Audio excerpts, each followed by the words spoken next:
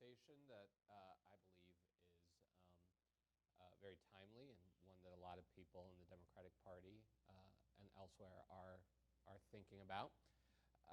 My name is Mo Elleithee, and I am Executive Director of the Institute of Politics and Public Service at Georgetown University's McCourt School of Public Policy. I think giving me the longest title of anyone in this town. I've been there for about 2 years. Before that, I was a longtime Democratic hack. Most recently, spending a couple years as the communications director at the DNC. And I'm very excited to be here today because, as I said, this is a conversation that a lot of people in the party have been talking about, not just since the election, but leading into the election. So I'm looking forward to hearing from two people who have spent a lot of time thinking about this issue. Before I introduce them, I want to thank Third Way for hosting this, for approaching all of us with the idea, and for its continued role in being a catalyst of a lot of these types of conversations across town. With us today, sort of representing each or different components of this discussion. First, to my immediate left, Lanae, Erickson, Hatalsky here at Third Way, who just recently wrote a paper about how demographics are not destiny. She comes from Minnesota, where she got her JD, magna cum laude. Has been here spearheading Third Way's commitment campaign, which mobilized moderate Americans to support marriage equality, served on President Obama's advisory council on faith-based and neighborhood partnerships, and before that was at the Alliance for Justice. Joining her in the conversation is Rui Teixeira, who has really was maybe of anyone in this town been a catalyst for this conversation. Rui's over at the Center for American Progress now, and is one of the nation's foremost experts on political demography, having co-wrote the 2002 book, The Emerging Democratic Majority. His most recent book, The Optimistic Leftist, Why the 21st Century Will Be Better Than You Think, I think is something that a lot of Democrats and progressives ought to be reading these days. We could all use a healthy dose of optimism these days. This conversation is billed as a debate, but I actually think it's going to be more of a discussion. In my research prepping for this conversation, it seems to me that there may be a lot more that we all agree on than disagree on. But let's get started, and I'm going to start with Rui. Since the election, there have been 3 questions that a lot of Democrats are asking themselves, and they're all related. 1, are demographics destiny, and did this election prove shortcomings in that theory? 2, should we be more progressive or more moderate in our messaging? And 3, should we be focusing more on urban and suburban communities or rural communities? And I think all 3 of these conversations are very much related. In your book, back in 2002, you made the argument that the changing demography of America was creating a very good platform to Democrats to jump from. Tell us more about that and whether or not 2016 showed us limitations to that. Right. Well, I gotta say that. Oh, right. I got a loud voice, but I guess I should use this. Yeah, I gotta say. Well, I gotta say that the phrase "demography is destiny" never has passed my lips other than in a pejorative way. So, despite how my book with John Judas was perceived in some of my writings over the years, that's never been my view. I always felt like the underlying demographic shifts in the United States, unquestionably favor the Democrats, and they were reshaping their coalition. So if they had a majority coalition, it was going to have to be based to some extent on these emerging demographics. But I never thought that demography by itself was enough to create an effective governing majority. And in fact, if you actually read the emerging democratic majority, which some people have not, sadly enough, or as the president would say, sad, we really made a big point out of how the Democrats needed to maintain a significant base among the white non-college population. Otherwise, the electoral arithmetic would not work out for them. And that was always a part of our analysis that got a little bit lost in the shuffle. I think for some people in the Democratic Party, they wanted to hear the good news and not the less good news. So I think that's just been a problem overall, and I've been struggling against it for years. And I think now that this election has transpired and the pattern of voting has been what we saw, I think it's a little bit easier to make this argument that, yes, the Democrats do have an emerging coalition that is based on these growing demographics. That's a good thing, and you obviously want to mobilize those groups to the extent you can, but you actually can't succeed without a base in other parts of the population, particularly among the white non-college population, which is where the most severe losses have taken place. Whether this should be, a question, are we going to be more progressive or moderate? I actually think is sort of not the right question. I mean, I think that the question is, how are we going to reach those populations and those voters among which the Democrats did so poorly? What are their concerns? What do they want a political party to address? What are they worried about? What are the things that move them or don't move them? And be they progressive or moderate, well, then that's what probably we should emphasize. But I don't think it's as simple as either, hey, we need to be more progressive and populist, or hey, we need to be more moderate and sort of considered or something. I just don't think that's the way it works. Whether it's urban, suburban, or rural, I mean, clearly the rural losses were very significant. We're in the process of doing some very deep dives, as it were, into the 2016 election data. We're building a database that's going to go down to the precinct level that's going to allow us to look at turnout shifts, vote shifts, demographic shifts, and put them all together into a story. Clearly, part of that story has to do with rural areas, but it also has to do with small towns. It has to do with small metro areas, medium metro areas. It has to do with outlying suburbs or larger metro areas. Basically, the farther away you get from big urban cores, the worse the Democrats have been doing. So I would not reduce it to the question of rural areas, but clearly rural areas are important. But at the end of the day, let's face it, depending on how you define rural, only about a fifth of the population lives in rural areas. So clearly one has to be active in other areas, and the Democrats have significant weaknesses in other areas. So, Lanae, while Rui hasn't ever made the argument that it's an either-or, right? We have heard quite a bit over the last decade, a lot of people in the Democratic Party make this case, that demographics are destiny. In your paper, you identify a couple of shortcomings. Maybe you could walk us through those. Sure, and I think that we should acknowledge the reason we're all here today and not talking about governing at the White House is because of the horrible loss to Donald Trump. And yet, the kind of hemorrhaging of Democrats losing voters all over the country began way, way before that. And I think that map that we've seen just completely erode of Democratic support really underlies the shortcomings of the demography is destiny argument. I think Rui is absolutely right that he and John Judas made a very nuanced argument based on a lot of data, but unfortunately it got sloganized into something that was then used to both make Democrats feel better, like they didn't actually really have to talk to anyone who disagreed with them because there were these magic people who would deliver the elections in every place, everywhere across the country that was rising, and that meant they didn't have to work for it, other than turning out people that already disagreed with them.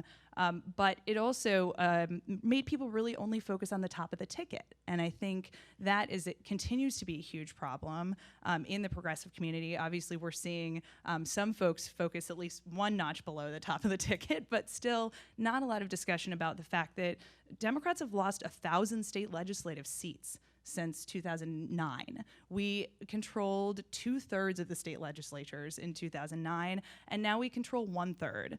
There are 25 states where Republicans have every lever of power. There are Democrats that live in those states too. We should probably care about them. There are 5 states where Democrats hold complete control. 5. That's not very many. So the idea that the national waves and changes that we are seeing in demographics will solve the problem across the country is really not going to work out for most people in most places. There are certainly areas of growth that I think Democrats can take advantage of and have been taking advantage of, but it's not going to work in my hometown in northern Minnesota. And I think we need to recognize that in order to build a coalition across the country, you need to have something that will work in many, many places, rather than just saying, well, we'll win more in the Sun Belt and that'll be okay.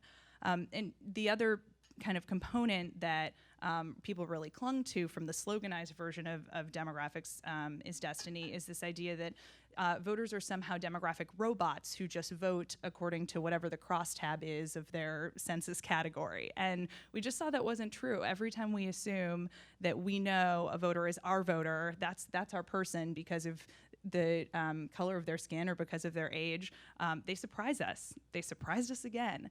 And so, thinking about people as making choices and a push and pull of the political parties and a changing dynamic of politics is going to be much more effective than saying, oh, this person's my person, I'm all good, now I can, just make sure that they get to the polls. So let me play devil's advocate for a moment and put on my old campaign operative hat. Campaigns are exercises in resource management, right? They're expensive, you've got a limited pool of resources, which means you've got to prioritize how you decide to spend those resources. And there are a good number of people out there who would say it is cheaper and more effective to mobilize than it is to persuade. And when you look at the growing number of voters in this coalition, by devoting resources there, you have higher impact. These people might say there was a 70,000 vote swing across 3 states would have had a different outcome. And had the Clinton campaign gotten closer to the Obama campaign's marks within these different within this demographic coalition, that had been the difference. What do you say to those people who are going to be mapping out the strategy and the budgets for the next presidential campaign? Well, it's certainly true that the election was very close, and you could say that any tiny population could have changed it, given how close it was in the couple of states that were supposed to be the blue wall. But I think the question, obviously, every campaign needs base turnout, and every campaign needs to persuade people. There's no question about that. But there is a problem with assuming that your base is your base based on who they are. And I think we saw a lot of that up in the Rust Belt, because we assumed, for example, that union voters were going to be the base of Hillary Clinton's win. And it turned out those people didn't vote for Democrats. So I think there needs to be a lot more concentration on what do people actually think? How are they behaving? And I talked to lots of folks who did the on the ground work of getting people to the polls, and they talked about overly relying on micro-targeting and who that person was to get them to the poll, even if the person literally told them, I'm not with you. And that's where it leads if you overly focus on the idea that demography is just going to deliver everything for you. It also means that you don't do a lot of persuasion even among the rising American electorate groups. You assume that Latinos will be voting for you. You assume that millennials will be voting for you because the other guy's so bad, and I just don't think that's sufficient. Rory, in the book, and in some of your writings since then, you define the coalition, right? And it's minority voters, it's professional voters, it's women. Those, if I recall, are sort of the 3 legs to the stool. I kind of want to focus on that middle one for a moment, because it seems that in a lot of the analyses of this election,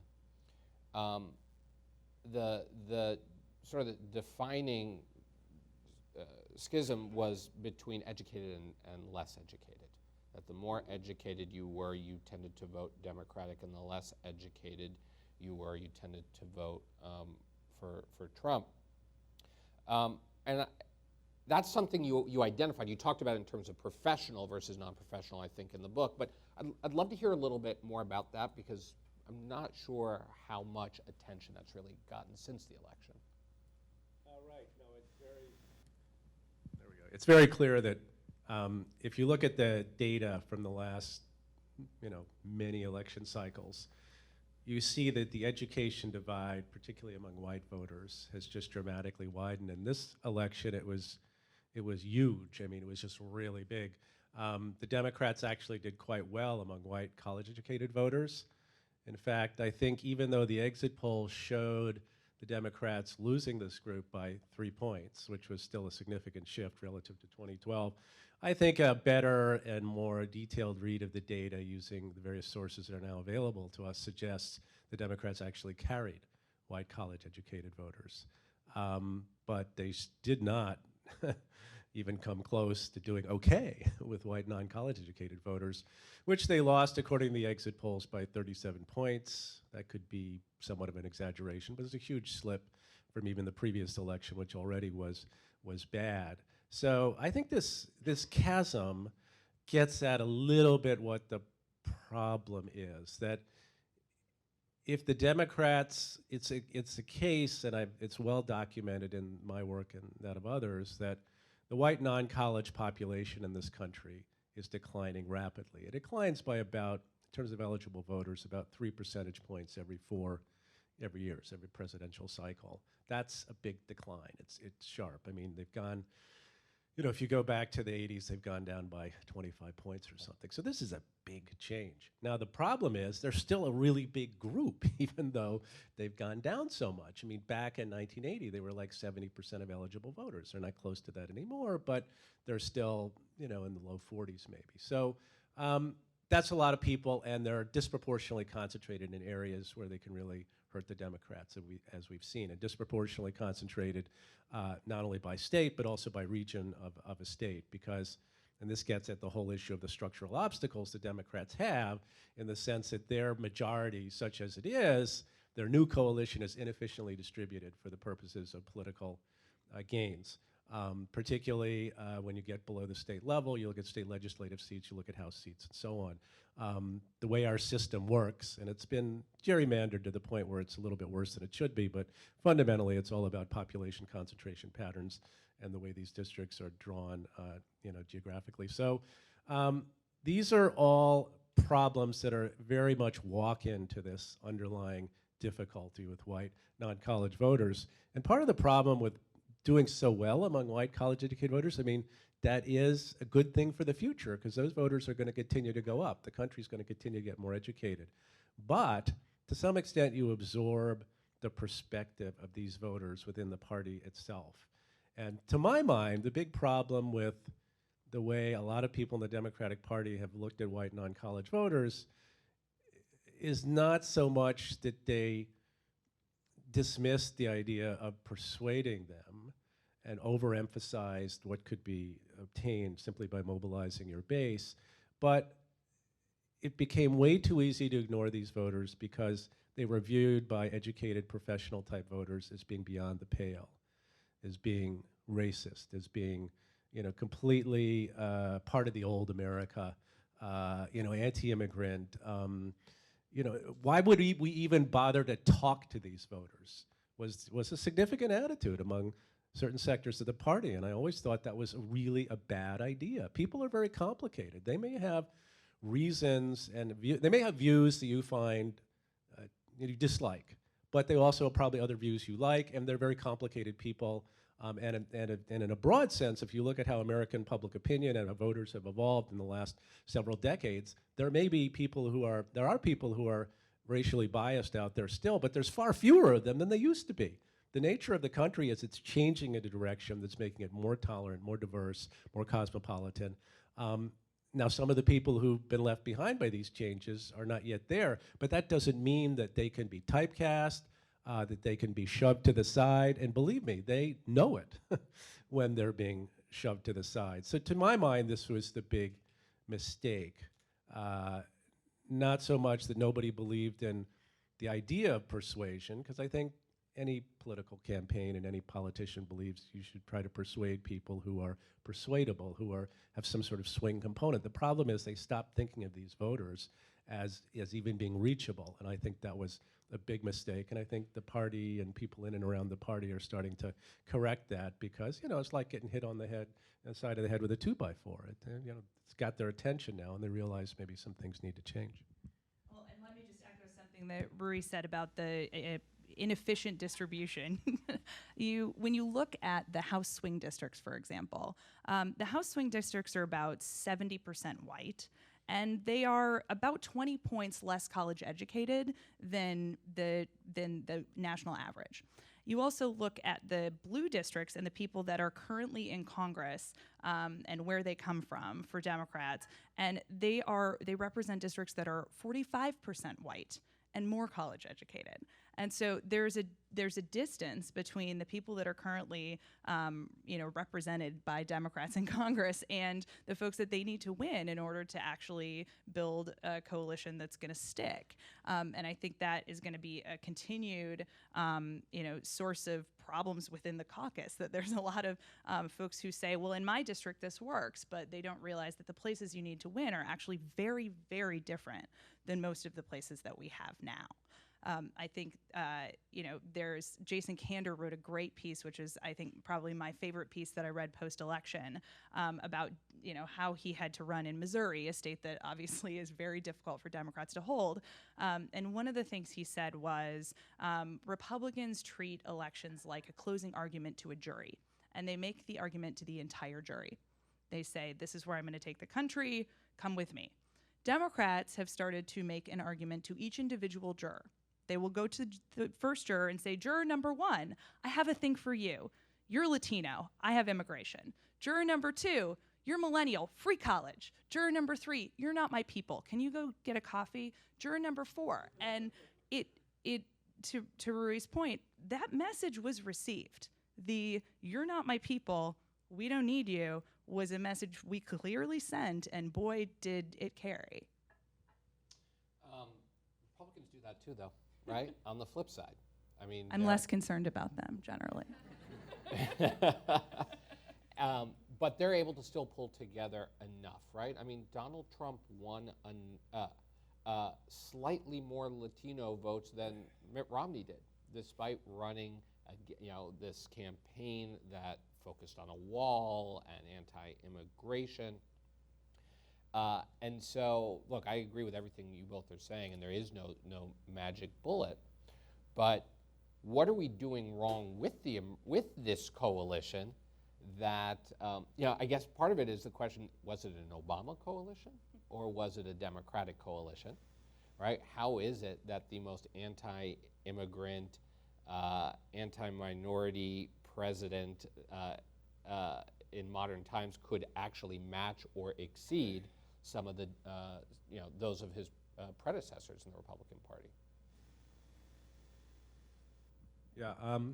So there is some debate about this, the Latino vote. I mean, the black vote declining somewhat for Hillary Clinton was something that, Democrats hoped wouldn't happen, but it seemed reasonable that it might, given that, Obama was black, she isn't. So now Latino vote was a little bit harder to understand, in the sense that they thought not only would they match Latino vote that Obama got, but they would exceed it. And, we don't really know 100% the story. Latino Decisions, which is a very good Latino polling firm, has done some extremely detailed analysis of the vote in 2016, and they maintain that Clinton did a lot better, substantially better among Latinos than the exit polls suggest. I don't know. I think this is a debate that will never be settled. I mean, I think it's probably reasonable to say, even if Clinton did not necessarily do worse than Obama among Latinos, she didn't appear to have done a whole lot better either. And that's a little bit of a puzzle, given, again, what you were saying about he seemed to be a fairly forthrightly anti-immigrant, not particularly friendly to Latinos candidate. And my interpretation of this is that, if you look at the data closely, it does appear like the bigger losses were among working class Latinos. And it may be the case that, Hillary to some extent took those voters for granted, and they also, they have a lot of concerns, economic and otherwise, about the way the country was going, and simply appealing to them, if that was indeed the strategy on the basis of that other guy doesn't like you, may not have been enough. Really, you really need to give people a reason to believe, as it were. And I think that, there's a famous study, this is very broadly applies to the Clinton campaign, that looked at the campaign advertising that Hillary Clinton did, and it was she spent much more money than Donald Trump, much more money. The problem is that almost none of that money was about what she proposed to do as president, what her, what the world would look like if she was elected president. It's more like, I'm not Donald Trump. I'm not intolerant. I don't hate women. I don't hate immigrants. He's a bad dude. And that did not appear to be the vote maximizing strategy for either members in good standing of the Democratic coalition or of the voters they needed to reach. So I think that was, to some extent, ill-advised. And I think this is something the party's going to probably try to correct in the future.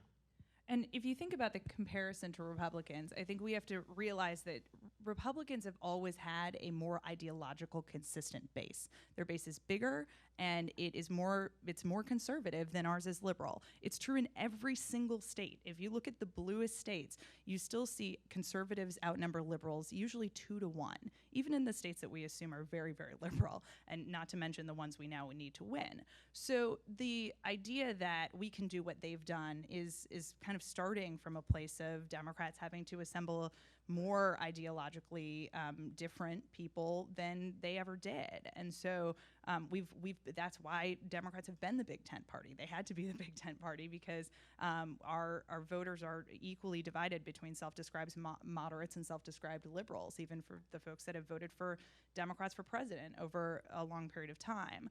But I think the question you asked was, is it an Obama coalition and can we put it back together? And my question, I would flip it around and say, is it a Trump coalition, and can Republicans put it back together? And I really have this question going into 2018, and particularly on this education gap, whether those folks who were college educated who voted for Hillary Clinton because they just couldn't stomach certain things that Donald Trump was saying are truly going to be part of the Democratic coalition in 2018. Many of those people voted for Republicans for Congress on the same ballot that they voted for Donald Trump, often by 10, 20 points. And so maybe there's a way to, stick Donald Trump onto them. But I'm not sure that that's possible. We certainly tried last time. I've seen, lovely ads of Pat Toomey smashed together with Donald Trump, over and over and over again. And Pat Toomey's still a senator. So the idea that now Donald Trump is going to stick to Republicans and bring together these people who have been pretty consistent Republican voters in the suburbs, but just couldn't put it together for Donald Trump, I think it has some question marks. You've talked a little bit and referenced several times sort of below the presidential level, right? We are a year and a half out from the midterms where there's going to be a ton of important races, particularly governor's races. And we're, a few years away from the 2020 election where everyone will be paying attention to the presidential. Those down ballot races over the next two elections are going to matter a lot when it comes to redistricting. The fact that this sort of either or conversation that too many people want to have doesn't apply down ballot, right? Because, as you noted, the emerging coalition, the Obama coalition, the Democratic coalition, whatever we want to call it, is localized in too many places or centralized in too many places and not in others. How do Democrats in those states where there isn't this coalition begin to fight back in time to influence these next two elections, which are going to decide the next decade's worth of our politics? Well, the good news is that the governor's map looks a heck of a lot better than the Senate one, where you start. So there are a lot of places where Democrats could have a real ability to pick up some ground. But I think that will depend on whether the folks who are running can make a case that they are going to bring an economy to the state that is going to help a broad swath of people. And I think that's really the the question mark in front of a lot of Democratic candidates right now. When I've asked folks in focus groups, for example, what the Democratic economic agenda is, they say raising minimum wage, period. Once in a while, they'll say something about fair pay for women. That is all they know. And raising the minimum wage is fine. People think that we should raise the minimum wage, but it does not necessarily translate to them believing you have a fulsome economic vision for where the state needs to go or where the district needs to go. And I think that if we don't, it's not just about messaging, it's really also about having an agenda that can help a lot of these places that have been not as connected to the new economy, that haven't been seeing the growth that we have in urban areas, that feel that they have been left behind in some ways by the changes in the economy. If Democrats can appeal to that and show that they have an agenda that really will speak to those people, then absolutely we can make up some big ground in some of those places. I actually have a theory, maybe I'm wrong, that for a lot of these voters, it is less the lack of an agenda that is the problem, and more, and you both have referenced this, the lack of articulation of a value set that is the problem, right? And that whether we're talking about white working class voters or whether we are talking about this emerging coalition, that there should be a set of values that connects them, and that Democratic Party has done a bad job of articulating that value set in a way that could connect them. And I guess before we begin to transition to some of the questions from the folks here, I'd love your thoughts on that. Your thoughts on a value-based message, because I'm hearing you both say this is not an either or, right? What is a value set, a value-based message that can connect all of these different voters who for too long we have been segmenting? Well, yeah, I mean, I think it's kind of hard to argue that, in fact, you don't need to have a value-based kind of approach. I mean, clearly that's the way people think about the world. They don't sit down and study policy papers from CAP or Third Way or the New America Foundation. That's not the way the median voter works.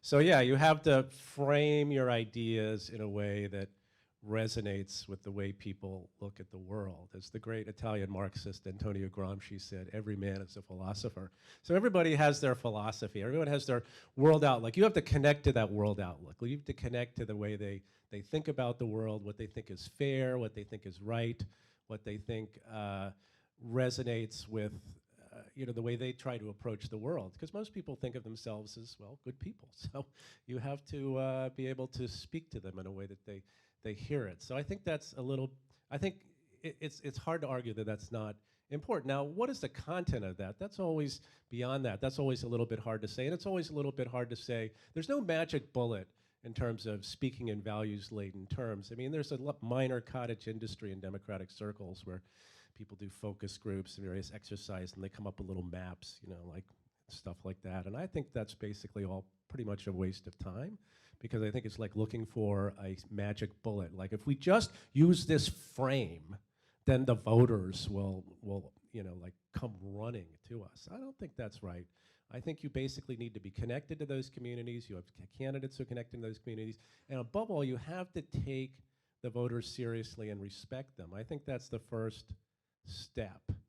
If they perceive that you have a preset view of the kind of people they are and the kind of communities they're in, and you don't have a respect for them, I think you kind of lose them right off, and you'll never get whatever values you do in fact share with these voters. So, and again, I think this is a direction the Democratic Party is going in. I mean, the Democrats really should have a lot of great opportunities in the next several cycles. I mean, if you look at the losses the Democratic Party had during the Obama years, I mean, as Ron Brownstein has pointed out, in some ways the fairest way to look at it is to compare the election before the president got elected, right? I mean, so he brought in some people, then he lost some people.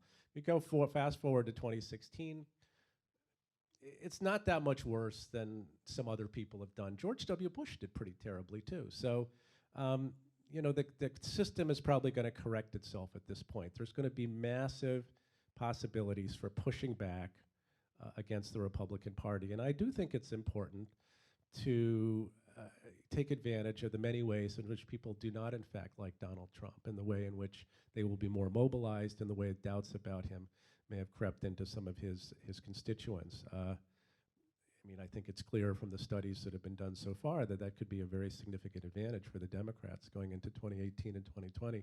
So, I mean, we don't really know the scale of the gains that are available to the Democrats in the next few cycles, but I think they're potentially quite large. And I think that, again, there's no magic bullet, but provided you don't, you try to reach everybody who's even remotely persuadable, and don't write anybody off, and take, you know, to have real cognizance of the way the map works, both in general and within states. You realize you need to make gains among some voters that you haven't been talking to. I'm optimistic that that things can move in the right direction for the Democrats, and I even wonder, in a way, you know, is this either or a conversation really even that important? Because I really don't feel like there's that many people who are taking one side or the other, really. I mean, maybe Steve Phillips, who wrote that book about, I forget the name of the book, but it basically was arguing, oh, white swing voters, who cares about them? We just have to mobilize minorities and whatever. But I think that's a minority view at this point in the Democratic Party. I think most people have looked at the data. The real world has talked back. And I think people are now recalibrating, as parties typically do when they have serious losses. And I think the question is not whether we should do this, but how exactly to do it. And I say let the debate begin. Going back to the kind of values question, I'll just tell you a story from a focus group that I did last year, where we were asking people, you know, why do you want things to be bipartisan? Why do you think that it's important if there's somebody from both sides of the aisle on a bill? And they said, well, it's because the different parties bring something different, and neither one of them have it figured out. And so if they've both come onto this thing, it's probably okay. And they told this great story. This woman said, you know, it's like if my kid needs a new pair of shoes.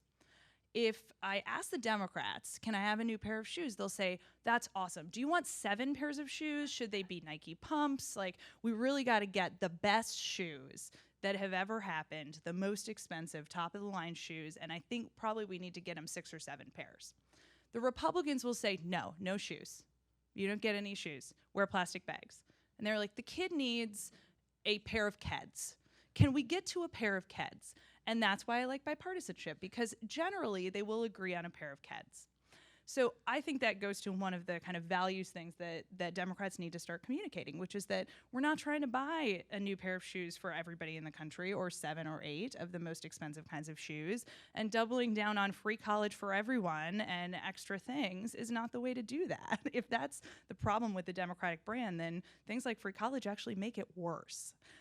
So the other piece on which I think I completely agree with Rui and wish everyone would buy his book and read it is the piece about optimism. Because boy, when I hear a lot of Democrats talk, or folks on the progressive side of the aisle, about the system is stacked against you, it's rigged, everything's horrible, income inequality, it does not really make me feel like they're, you know, gonna have a great way of fixing it. They make the problem sound so insurmountable. The system is standing in the way. There's no way of overcoming this. That why should I give them a chance to do it? It seems like the problems are really hard. Maybe what we should do is shrink government and get it out of the way, because this system is irreparably broken. And I think that we need some more of the optimism about where we can go, about what this country can do, about, you know, it's not the robots are coming and taking over and we should all just go home and have a UBI, that we can do things. Our workforce has changed. We know how to do this.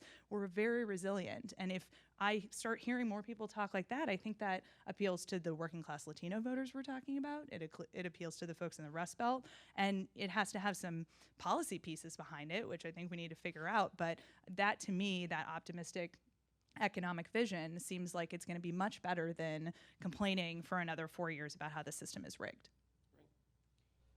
Okay, so at this point in the program, we're going to start opening it up to questions. I'm going to kick it off by asking members of the press who are here to, if they have questions, to kick it off. Please try to not ask any fake news questions. That's the only thing I ask. And then we'll open it up to the rest of the crowd. So, are there any questions from any members of the press? No? Okay, let's open it up to the whole group. Yes, sir, right there in the middle. I wish I shared your optimism. I work for a consulting group. I run a consulting group that works for the non-party party, the coalition of the nonprofits and the AFL and stuff. They're going to hit 8 to 10 million doors a cycle, but when they lost the election, you would think we'd have the conversation you're having. What they're doing is sitting in a room thinking, we just have to double down.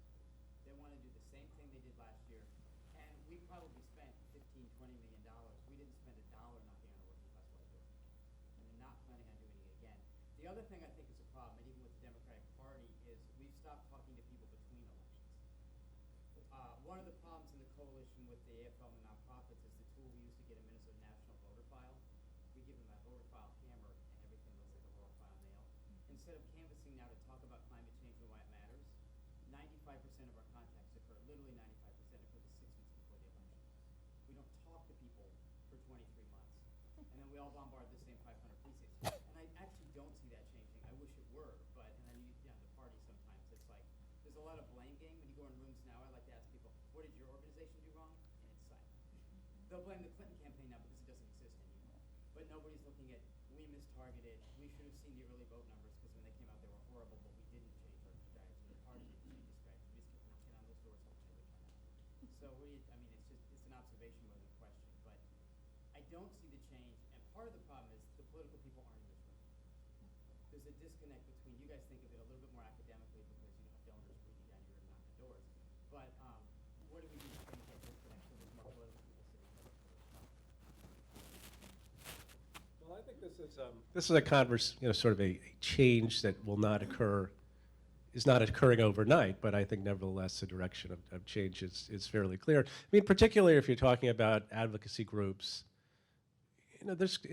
they will change fairly slowly. I mean, because they've got a model of what they want to do, and they have a relatively narrow perspective on what they want to accomplish. And I think they'll be a little bit late to the party, but I think eventually they'll get there. I mean, there are groups like Working America, for example, Karen Nussbaum's group, that does great work trying to reach white working class voters, and I expect more people to be picking up on that kind of approach. I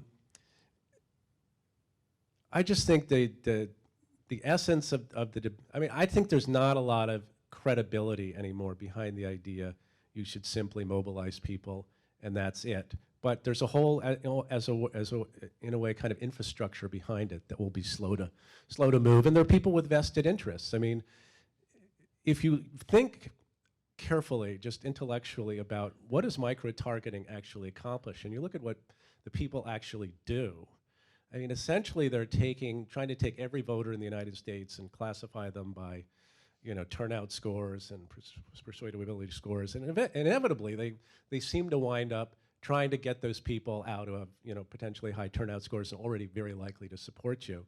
But that's not intrinsic to the model. It actually, in theory, tells you who are the less persuadable ones, who are in other places, right? I mean, data does what you tell it to do, but only what you tell it to do. So this was always the fundamental problem with the micro-targeting boomlet, is it's kind of like, oh, it's such a cool technology that if we simply use it, it will solve our problems. That is completely incorrect. Like all of these tools, it only does what you tell it to do. If you tell it to just mobilize your core supporters, by God, that's what it'll do. It is not a magic bullet. However, it can be very useful, but it has to be put in, sort of embedded in a proper political strategy and with proper political goals, but will not in and of itself be able to solve the problem. And it's kind of like a certain kind of snake oil. I think that some of the practitioners of this have sold to people because, well, hey, you know, they're a business. They want people to buy their product. But that doesn't mean we should have the kind of faith in it that some of these practitioners are telling us to have. And in the end, it's a question of political strategy, political calculations, political goals. And that's where, you know, actors with a broader perspective have to come into play. Well, I also think it goes back to Rui's point about stereotypes and who you think the people are that we're trying to reach. And I'll use an example of a conversation I had in my own house because my wife was on the campaign side last time around, and I came back from a conversation about faith organizing within the Democratic Party so angry because what I heard was there wasn't any. And to the extent there was, it was among people of color because that's what faith organizing means. But if you know anything about the big tent coalitions we put together in the past, that certainly you know, has been a big component of it. And so I came home and was like, oh, I had this horrible conversation, and you know, we should have been reaching out to white Christian voters, and especially with Donald Trump, who's the opposite of everything they believe in. And she goes, those aren't our people. I was like, oh, it's infected my household. I need to persuade my wife to persuade other people. And so I do think that there's a fear that you know, reaching out to people that maybe don't look like you or don't behave the same way you do, don't go to brunch the places that you go to brunch, might mean that you have to give something up about what we've gained, in particular amongst the LGBT community, who feels like we've gained a lot and that it's really, you know, it could go backward at any moment. I think it probably won't, but it feels very new and scary. And there are a lot of folks, you know, within that community and the reproductive rights community and others that fear, well, if we make our coalition any bigger in these other ways, what does that mean for my thing? And I think we have to get over that and figure out how to weave together something that has a broader swath of people in it, while realizing we aren't going to agree on every single thing on our tick list, and that's okay. You know, my litmus test is somebody going to vote for Nancy Pelosi for Speaker? That's a pretty good litmus test, and she's a pretty good protection for you know, reproductive rights and LGBT rights and lots of other things. So we've done it before, and I think we can do it again. Just one anecdote to underscore your point. When I started as the DNC communications director in August of 2013, within a month of that period of time, the RNC deployed 300 field organizers around the country, some into black and brown precincts, a lot into white suburban precincts in Florida and Michigan. DNC did not have a field director until Hillary Clinton became the nominee 3 years later. Right? Now, a lot of other groups were doing good work, but underscores, I think, your point that we need to know who we're talking to, and your point that we can't wait until 3 months before the election. Yes, sir. Since you brought up about your wife, the thing I have read that it's, if you lined up all 51 states in the District of Columbia by non-Hispanic white fertility rates, it lines up exactly. So what would be the demographic thing that the Democrats could do to appeal to married whites with children? I think that a lot of that is about the kind of messaging about who is in the coalition and not. So even, you know, I was talking to somebody about the ads that were done after Donald Trump said horrible things about women, or after that happened again for the 50th time. And all of those ads were usually by women talking about feeling upset that Donald Trump was a horrible misogynist. But none of them were by men talking about being upset that Donald Trump was a horrible misogynist. I think there were plenty of men that were pretty upset about that too. So I actually was talking to somebody in my office about this great campaign that the Mormon Church just launched about who's a Mormon. And they put up all these ads. It was around the Book of Mormon, and they put up all these ads about all of these different kinds of people that are Mormons. You know, people that you wouldn't expect, and I'm a Mormon, I'm a Mormon, I'm a Mormon. And I think the message that was sent was, I'm a Democrat, I'm a Democrat, I'm a Democrat, but those pictures all looked the same. And there weren't any pictures of a whole swath of people that are also Democrats and need to be part of the Democratic coalition. So actually having people that are, you know, married white people that are part of the Democratic coalition talking about that and why they support Democrats is an important component of that. But I think the economic agenda piece is just as important. When you talk about minimum wage probably doesn't help that person at all. That doesn't mean they don't support it. They can support it, but it doesn't help them in their life and their struggles. So how can we make sure that we're appealing to a broader swath of people that aren't so economically, struggling, but still feel like their life is pretty hard, and they're trying to figure out how to piece together their college education or, get a solid retirement. And a lot of the focus that people at least hear from the Democrats is on the poor, and they are saying, okay, good, I believe in that, but how do we also have something for folks that are in that $50,000 to $100,000 range? Do you want to weigh in? Well, I don't really disagree with the idea that you should try to reach whites between $50,000 and $100,000, or whites who are married with kids or whatever. The question always is, well, how do you do it? I think in a very broad sense, I think that the Democrats in 2016 might have leaned on the idea that, well, okay, if you're talking about reaching white non-college or white married women with kids, basically we're going to try to point out how Donald Trump is not a friend of women, and that should pretty much do it. That didn't work. I mean, if you look at the data about what people like this think about the world, what they react to, what their key issues are, it's not necessarily those kinds of issues. They're very concerned about their communities, their families, where they live, hope for the future and so on. And while they might not like what Donald Trump said, and most of them didn't really, that wasn't the deal breaker with them that I think a lot of Democratic operatives thought it would be. That was just not the case. And so moving forward, you obviously want to appeal to them in a way that's broader and more, can provide them with some hope for the future and for their communities. And what should that be? I mean, I'm less concerned, I guess, with the idea that, the minimum wage and free college, I mean, we can't just talk about that. Of course you can't just talk about that, but there's no reason not to talk about it either. These things are actually pretty popular and pretty important. But you need to embed in a broader narrative about the kind of economic change you seek to bring to their communities that speaks directly to them and to the world they live in.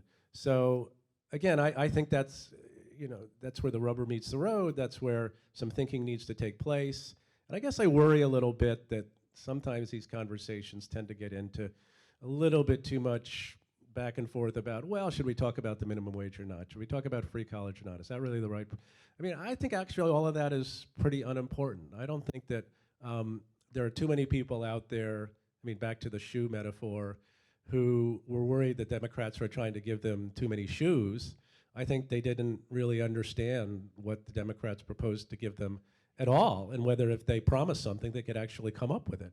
I don't think the problem was Democrats promised to give people a lot of stuff. People believed they'd give them a lot of stuff, but that wasn't the right stuff. The problem was that they didn't really see the Democrats as being able to deliver stuff, period, for their communities. And I think that's really what you have to zero in on and try to make a better case. Well, and I think they also, when you say you're going to give them stuff, they assume you mean to someone else. Right, they assume you mean to someone that's not them, someone that's harder off, or someone who is in these pictures of the people you keep showing of who's in your coalition or something else, and that makes it hard too to say, great, you are going to get a bunch of shoes, but it's obviously those are shoes for some other family because you're not talking about me. But it's interesting, right? I mean, and I think this underscores the point that you both made. If you believe the exit polls, on virtually every major issue, right, not policy, but issue, voters disagreed with Donald Trump, yet voted for him. On a lot of issues of self-interest to the emerging coalition, where they felt under assault, it wasn't enough to motivate them to turn out at the same numbers, right? So you have both sides of this equation actually either voting or not voting, right, against their own self-interest in some ways. That seems to be a big disconnect and a big problem for the Democratic Party, that somehow voters either would stay home despite the fact that they felt under assault, or that they would turn out despite their own self-interest to vote for the wrong person, right? And that's where the disconnect seems to be. Well, and I think Rui's right that there was a heavy concentration on Donald Trump is a deal breaker in so many ways. So many things he said are a deal breaker. Let me be clear. I thought that was going to work. I was certain, in fact, that was going to work, and I thought it was probably a pretty good idea. So, the fact that in the exit polls you have 60% of people saying this guy is not fit to be commander-in-chief, and yet he won, I would never, ever have predicted that. So, yes, there's a lot of things to be mad about that people did wrong, but I think this was very different in a lot of ways. But what it does portend is that the favorability numbers that Donald Trump has are bad. They were bad when he got elected. They're still bad. So what? That didn't work the first time. And so certainly the fact that Donald Trump has mobilized people and that Democrats seem to know there's a midterm election is helpful. That wasn't always the case. But that the fact that a lot of people seem to content to say, well, there will be a wave now against Donald Trump, I think that's really questionable, both because no one liked him in the first place, and yet they still voted for him, and because folks don't have any idea what the Democrats are promising or standing for other than being anti-Trump. And so I was talking to John Anzalone about the North Carolina race and in the Senate, and he was talking about asking voters, running a lot of negative ads against Richard Burr, and then looking and saying, okay, do we need to say something positive about what Deborah Ross stands for? And the decision was, no, let's not do that. Let's talk just about Richard Burr.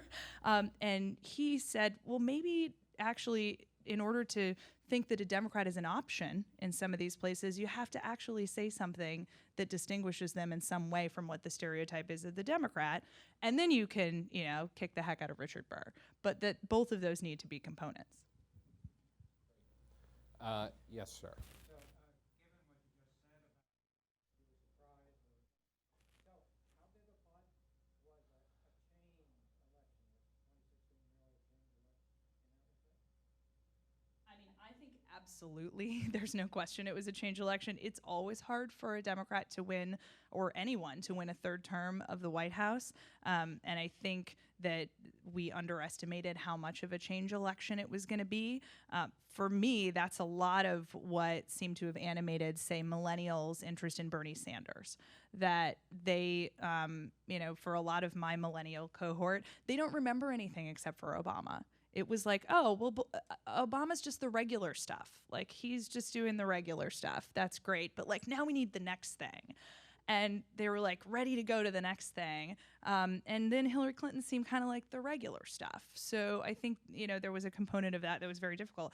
I'm not sure what else she could have done about it to be the change candidate, given who she was. That was very difficult. But there's no question that in particular was a piece of the top of the ticket.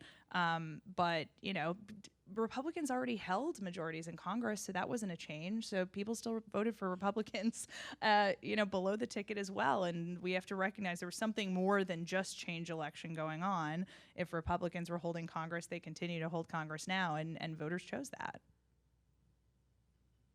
Yes, sir. Yeah, hi, thanks.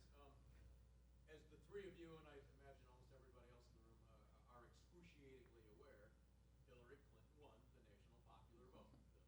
The rule that applies to every single other office to which people are elected. And for about the second time in 5 presidential election cycles, as you know, for maybe 2 or 3 weeks after Election Day, I heard a lot about the electoral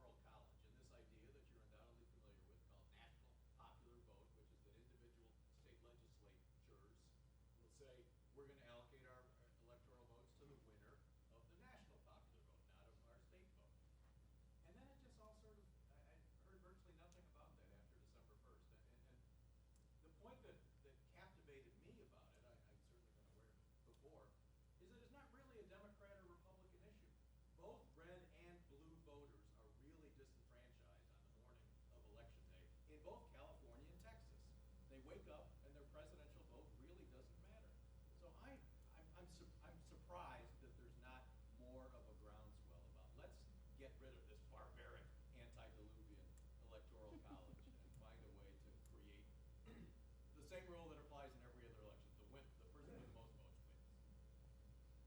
wins. Yeah, well, I agree with you. I think it would be great if we could get rid of it. Unfortunately, it is kind of a partisan issue. I think at this point it's pretty clear the Republicans would be massively disadvantaged by moving to a national popular vote. That's one reason why it's probably not going to happen. Like most of the problems the Democrats face today, the structure of the system is not going to change anytime soon. Therefore, we have to figure out how to work within it. And we have to work within a climate that, to get back to the change question, it's going to be a change electorate for a while. People are not happy in this country. I mean, there's a reason why a populist candidate like Donald Trump won. There's a reason why a populist candidate within the Democratic Party did so well. People do not trust the elites of either party at this point terribly much. They don't really think they can deliver. They're not really happy with the model of growth and change they've seen in America in the last 20 years or so. So, you know, the question is, how do you tap into that populist energy? How do you make your party appear to be an agent of change? And I think, in some ways, this was really Hillary's biggest problem, is she was an absolutely terrible agent of change. She just did not appear to be one. It's almost not in her nature. So that's not to say it's easy to do or would have been easy to do, but I think that's the task going forward. The Democrats have to appear to be an agent of change that can actually affect the way people live and make it substantially better and put the United States on a path that people will be happy with. Because they're not going to be happy with the way things are in 2018 and 2020, I think. I don't think Donald Trump is going to solve their problems, the people who voted for him. We should never forget that's why, at the end of the day, he got elected. It wasn't just that he hates Latinos or he hates women. It's because enough people out there believed he could solve their problems. He won't, I think, and we should have the courage of our convictions on that and figure out how we can present a vision that would actually make people think we can change things for the better and solve their problems. And I think the dissatisfaction that people feel is in part or in large part with the political system itself and with people in Washington. It's not as directed at Wall Street or corporations or businesses. It's directed at this town. And you hear that over and over again, and you can see it in the polling. When you say, who rigged the system, who's the rigger, they say government. Politicians did this. And so there's going to continue to be, I think, a real skepticism towards folks in this town. There was an ABC News, Washington Post poll over the weekend that showed that, only 4 in 10 people say that Donald Trump is in touch with their values. That was the headline. Nobody thinks Donald Trump's in touch with their values or looking out for people like them. Donald Trump had the best ratings of anyone in that poll because Democrats and Republicans did worse. So, that we like to glide over that, but that's bad. And to your point about, electoral fixes, we have to have a conversation about how to make our electoral system better in lots of ways. National popular vote could definitely be a component of that. The problem is the mechanism for that would be at the state level, and Democrats have been completely wiped out at the state level. So we need to go, win some state level races first, and then we can do that. And it makes a lot of sense because it does make people feel like, wait, I don't know what the rules are of this game. But that also means looking at lots of other pieces of that, how we finance our elections and how, looking at things like Maine's doing with ranked choice voting. And there are lots of other ways to allow people to feel more heard. And if that's not a component of at least a 2020 candidate's agenda that they're bringing forward, I think we're going to have the same reaction that people have had, which is you're just perpetuating the system that is so broken now and that doesn't feel like it represents me. Great. Jamal, did you have a question? I would just piggyback on a couple of things that were said up here. I think that I'm glad this conversation didn't get completely into a people of color versus white people debate, because the truth is, if you look at a state like Michigan, where Hillary Clinton lost by 10,000 votes, the city of Detroit was 77,000 votes down. Those people were not moved by James Comey. They were not moved by the Russians. They just weren't moved by Hillary Clinton. And I think that we, as Democrats, need a vision for the future that will speak to working class people and make them see our investment that you could use in a city like Detroit, that you could use in a suburb like Macomb County. Bill Clinton was good at that. Barack Obama was good at that. The last candidacy was not that great at that.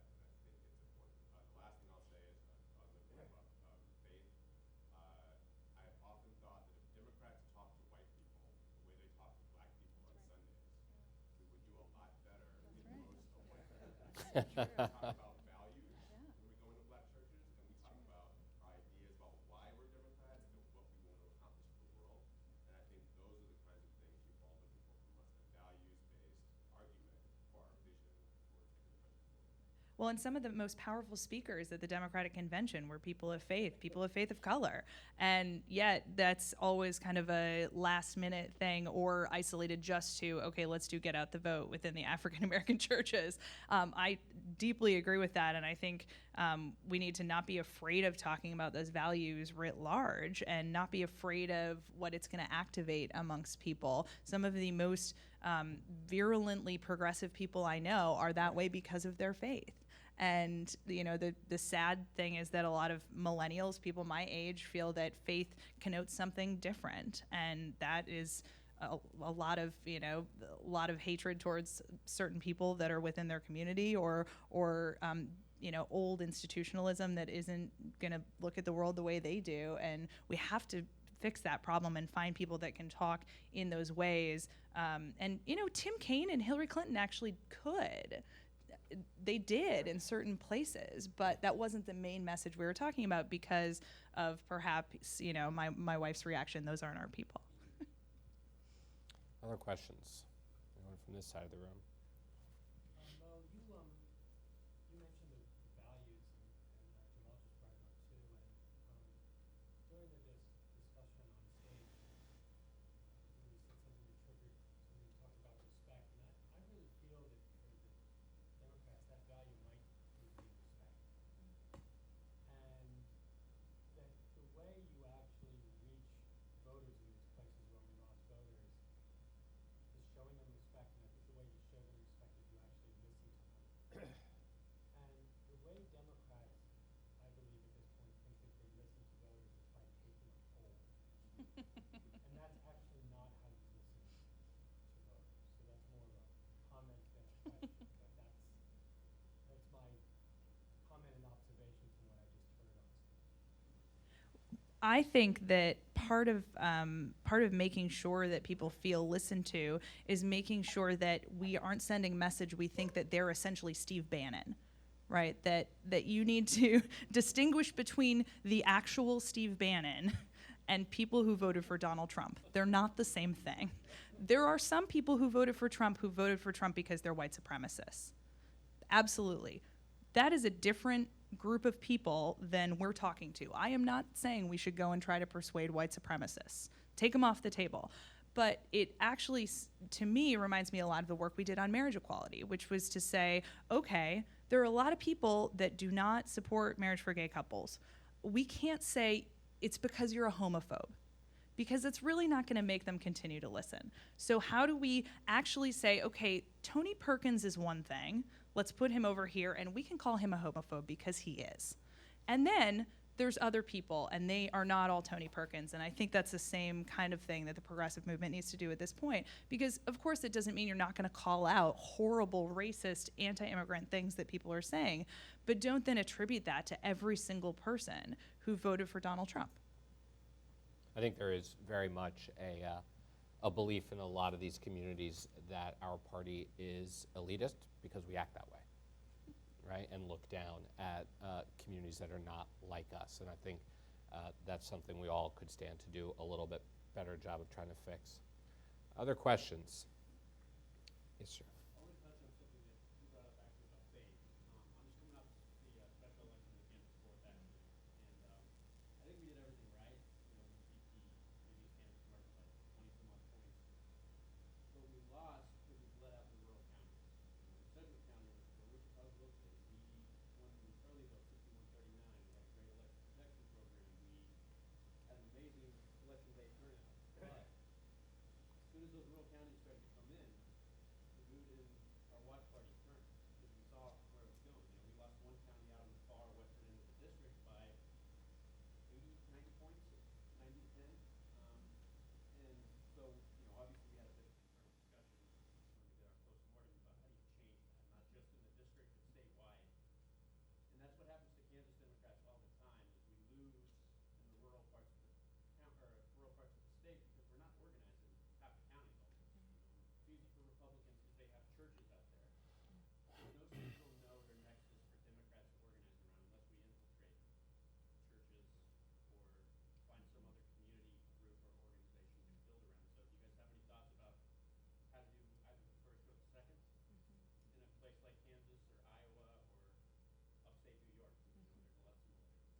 Well, I'm not a campaign practitioner, but you know, I've always been my view.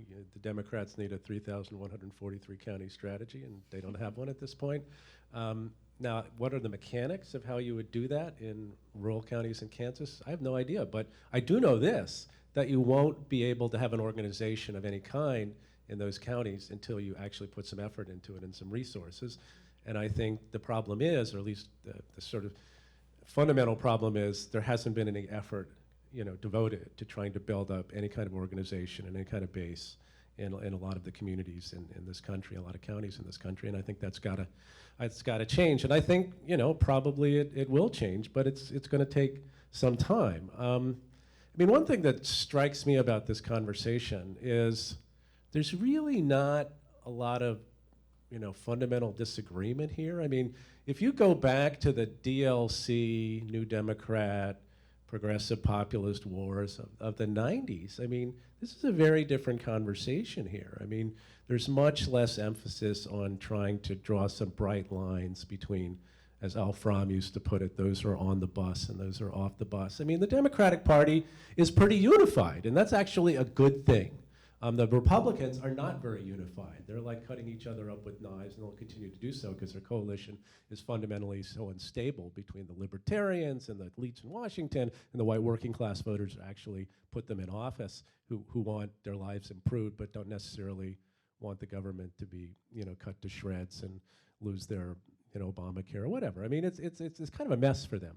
The Democrats are much more unified. I think they're moving in the direction that, in a sense, both of us up here have been talking about, of not doing the either-or thing, of trying to both mobilize your base and reach out to persuadable voters in sort of every area of the country you can get to, and that fundamentally you have to have a program that really, in a way, is much more about economics than anything else, that people can actually understand and believe in. And you know, that will not solve, that also will not solve problems overnight, but it will be a step in the right direction. You know, as George H.W. Bush said, the vision thing is really important, and I think that Democrats are sort of getting in touch with that, and you know, embedding it in values like respect and so on. So, you know, again, I hate to be optimistic, but I think Democrats are pretty unified, and I think, you know, yeah, there's going to continue to be some debate, but the intensity of the debate and the sort of non-collegiality of the debate just doesn't exist anymore. I think Democrats are actually fairly unified in a general kind of way about what voters they want to reach, what their economic, sort of the general things they stand for, even if it doesn't get down to a program. And certainly the social issues that used to be quite divisive are just not divisive anymore. I mean, gay marriage, it's not divisive at all. I mean, you know, this is very different than the 1990s. So, like, again, I hate to be cheerful, but I think that we have the basis here for moving forward. I'll just add, I had a very interesting conversation with Wendy Davis post-election, who I asked, you know, what happened in Texas? Texas is one of the places that, if you look across the map of change between the 2012 and the 2016 election, got a lot of blue arrows, right? That things got a lot better in Texas in the opposite way than they went in kind of the Rust Belt. And I said, what happened? Was it all Latino voters? Was it, you know, the anti-immigration stuff? And she said, it was because we just did a statewide election where we actually ran someone and then we filled out the voter files. She was like, when I was handed the infrastructure of a Texas campaign in my election, there was nothing. And there hadn't been for so long. And she said, we filled out we did a lot of the work that a strong state party would do. We did a lot of this kind of just infrastructure work that then we could hand to the Clinton folks. And then all of a sudden they did much better in those places. Some of it was probably Latino voters, you know, and Donald Trump. And some of it was that they actually had some infrastructure to do some of that. So I think that's an absolute necessity going forward. And that involves, again, caring about more than just the top of the ticket. But it also solves the kind of messaging problem that we've been talking about if you do that. Because, you know, I watched Bruce Rauner's campaign in Illinois, and one of the things that he decided to do was to go and talk to some leaders in the African American community. He knew that that was not going to be his base. And yet he knew that if he made that group vote, you know, 20% for him instead of 0, that counted. And also that other people seeing him do that made them think, maybe this guy's a different kind of Republican.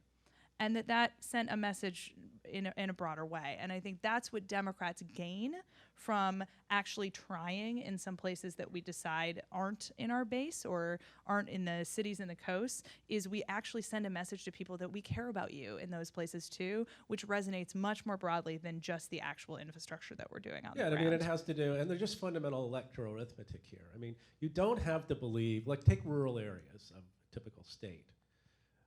The Democrats are not going to suddenly start winning heavily white rural areas. The question is, what's the nature of your deficit?